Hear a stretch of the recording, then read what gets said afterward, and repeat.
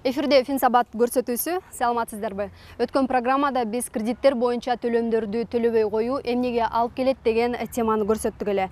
Эми кредиттер боюнча төлөмдөрдү төлөбөй койгон учурда албетте банк менен кардардын ортосундагы мамиле бузулуп, көйгөй жаралат эмеспи? Эгер сиз мындай кырдаалга туш болсоңуз, анда банк менен кантип туура сүйлөшүп, кандай кадамдарды кылганыңыз туура болот? Бүгүнкү программада мына ушул банк менен сүйлөшүүнүн эрежелери туурасында айтып бермекчибиз. Ар бир кредит алган адам банктын алдындагы жоопкерчилигин сезип, аны өз убагында кечиктирбей төлөөгө аракет жасайт. Бирок кандайдыр бир финансылык кыйынчылыктардын айынан ойдогудай болбой, убагында төлөй албай калгандар бар. Эми мындай учурда банктын кардарларынын кандай укуктары болушу мүмкүн жана алгач кандай кадамдарды жасаганы туура болот? Кредитти төлөө учурунда клиенттин кыйынчылыктар жаралса, клиент биринчиден кредиттин көзөмөлдөп турган банктагы адис менен байланышы керек. Байланышкандан кийин зарылчылык болсо, клиент арыз жазышы керек. Ал арыздын ичинде клиенттин көйгөйлөрү жана сунуштары, клиенттин арызында анын болуп жаткан көйгөйлөрү жана ошол көйгөйлөрдү чечүү үчүн койгон сунуштары болуш керек. Негизи клиенттин көйгөйлөрү банк менен клиенттин ортосунда диалог аркылуу чечилиши керек. Жаңы кабыл алынган мыйзамдын негизинде, эгер сиз банкка кандайдыр бир көйгөй менен жазуу түрүндө кайрылсаңыз, 30 күндүн ичинде алар сизге жооп кайтарууга милдеттүү. Албетте, кредит боюнча кандай гана көйгөй болбосун, банк менен кардардын ортосунда диалог аркылуу чечилиши керек. Бирок практика жүзүндө карай турган болсок, банк менен кардар тил табыша албай, же кардар банк койгон шарттарга көнбөй, же кардар суранган шарттарды банк кабыл албаган учурлар көп кездешет. Мындай кыйын кырдаалга туш болгондордун бири бул 7 баланы жалгыз тарбиялап жаткан Гүлзат Сейдалиева. Мындан 2 жыл мурда бизнести өнүктүрүү үчүн кредит алып, бизнеси жакшы жүрүшпөй, убагында насыясын төлөй албай калганын айтат. Банк эми коммерческий банк. Коммерческий банк болгондуктан алардын закон боюнча алардыкы эми чын болуп калат экен да. Окуй келгенде договордочу. Мен өз күнөөмдү сезип эле турам. Мен ал кредитти алып атканда договорду окугам, баарына макул болуп койгом колумда. Бирок эми баягы адашпаган адам болбойт да. Кризиске байланыштуу азыркы учурда төлөй албай калдым.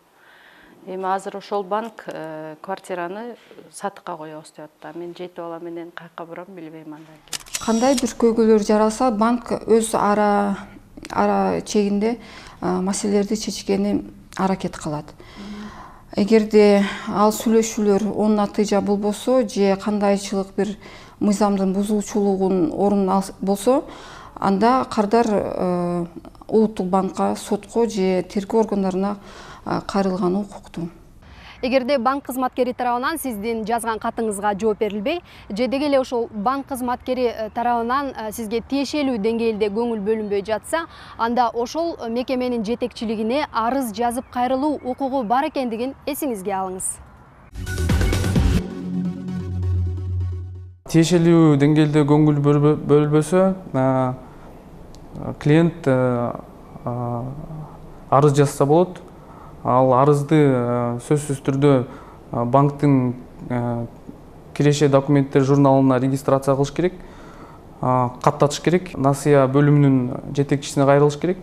Эгерде ал жерден көйгөйү чечилбесе, анын арызы канааттандырылбаса, клиент банктын баш мүчөсүнө арыз менен кайрылса болот. Клиенттин көйгөйлөрүн чечүүгө ар кандай жолдор сунушталат. Ал эми банкка болгон кайрылууну сиз төмөндөгүдөй жолдор менен жолдосоңуз болот. Андан тышкары башка дагы жолдору бар кайрылууга. Мисалы болсо электрондук почта аркылуу жиберсе болот, же болбосо телефон аркылуу дагы кайрылса болот кардар. Бирок эң мындай ыңгайлуу, эң эффективдүү жолу бул эң биринчиден банкка жазуу түрүндө кайрылса болот да.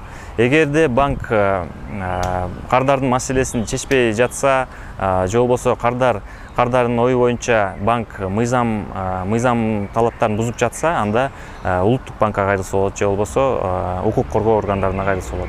Эгер банк мыйзам талаптарын бузуп жатса, анда банкка карата улуттук банк ар кандай иш-чаралар колдонуш мүмкүн. Анын ичинде эскертүү болуш мүмкүн, же болбосо предписание, бул то есть башкача айтканда мындай милдеттүү түрдө аткарылып турган мындай талап коюлат да банкка. Андан тышкары айып дагы колдонулушу мүмкүн. Кредитти төлөөдө көйгөй жаралган банктын кардарларынын басымдуу бөлүгү алган насыясын пролонгация кылып берүү өтүнүчү менен кайрылышат. Акыркы учурда займчылардан кредиттин мөөнөтүн узартуу жөнүндө суранычтар көп түшүп баштады. Ушул түшкөн арыздарды изилдегенде белгилеп кетсек болот, көбү займчылар өзүнүн финансылык абалын начарлашып кеткени билдирилет. Ал болсо соода иштери начарлашы менен же болбосо жумуш жоготуу менен. Эгер банктын кардары форс-мажордук кырдаалга туш болгон учурда дагы кредиттин мөөнөтүн узартуу укугу бар. Форс-мажордук кырдаалга кайсылар кирет? Бул жаратылыш кырсыктары, жарандык башаламандык же куралдуу аракеттер болушу мүмкүн. Эгерде займчы форс-мажордук кырдааларга туш келип калса, ушул болгон форс-мажордук жагдайлардын мезгилине милдет менен аткаруусу токтотулат. Же болбосо кошумча банктын башкармалыгынын чечимине ылайык токтотулса болот. Андан тышкары займчынын арызынын негизинде кредиттин мөөнөтүнүн узартуусуна мүмкүнчүлүгү бар. Эгерде кардар же болбосо башка жаран ою боюнча банк же болбосо башка финанс кредиттик мекеме мыйзам талаптарын бузуп жатат деп эсептесе, анын арызын карабай койсо, же ушундай сыяктуу бир ситуациялар болуп калса, анда түздөн түз улуттук банкка кайрылуу тийиш да. Атайын керектөөчүлөрдүн укуктарын коргоо бөлүмү түзүлгөн. Ошонун адистери ар бир кайрылууну карап чыгат. 14 жумушчу күн ичинде жоопту ала алсаңыз болот.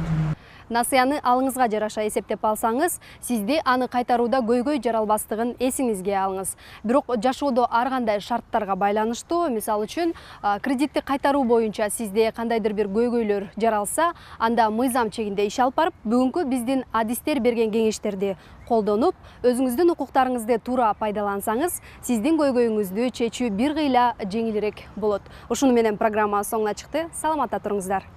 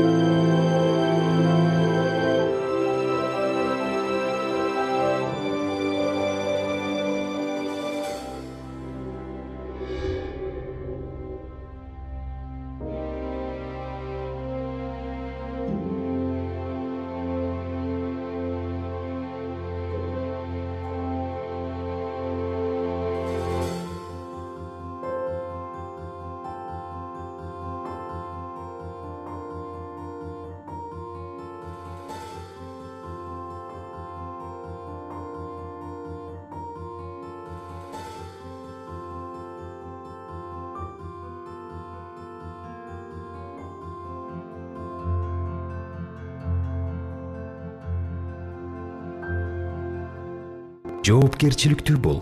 Насыяны пайдалуу колдон.